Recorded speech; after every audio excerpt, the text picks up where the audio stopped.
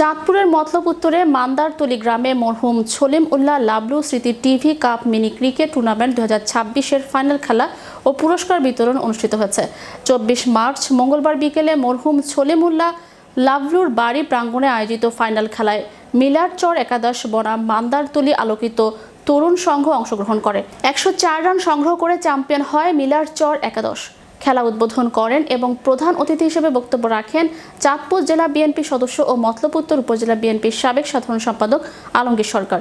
পুরস্কার বিতরণী অনুষ্ঠানে 7 নং ওয়ার্ড বিএনপির সভাপতি সিদ্দিকুর রহমান প্রধানের সভাপতিত্বে ও পশ্চিম ফতেপুর ছাত্র দলের সহ সভাপতি সাইফুল ইসলামের সঞ্চালনায় বিশেষ অতিথি ছিলেন বিশিষ্ট শিল্পপতি ও সমাজসেবক আলহাজ মাইনুদ্দিন, পশ্চিম ফতেপুর ইউনিয়ন বিএনপির সাবেক সভাপতি মোহাম্মদ আলী সরকার, মতলব উত্তর উপজেলা বিএনপির সাবেক দফতর সম্পাদক মোবারক হোসেন, আলহাজ শামসুল হক মাস্টার, চাঁদপুর ডায়নামার্স ক্লাবের সভাপতি অ্যাডভোকেট আলমগীর, মতলব উত্তর উপজেলা ছাত্র দলের আহ্বায়ক মোহাম্মদ নুরুল হুদা ফয়েজি, মতলব উত্তর উপজেলা যুব দলের সাবেক যুগ্ম আহ্বায়ক দেওয়ান মহসিন, পশ্চিম ফতেপুর ইউনিয়ন যুব দলের সাধারণ সম্পাদক এম ইলিয়াস আলী, সিনিয়র যুগ্ম সাধারণ সম্পাদক বিল্লাল হোসেন বাবু, সমাজসেবক ইঞ্জিনিয়ার হাবিবুর রহমান।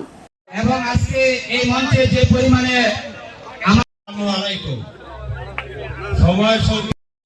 আরেকটি কথা আছে, সুস্থ দেহে সুস্থ মন। একটি কিশোর যুবক সুস্থ থাকতে হলে তাকে ক্রীড়ার দিকে, খেলার দিকে আকৃষ্ট করতে হবে। তা না হলে একটি কিশোর যুবক সুস্থ থাকতে পারে না। আর সুস্থ দেহ না থাকলে সুস্থ মন থাকে না।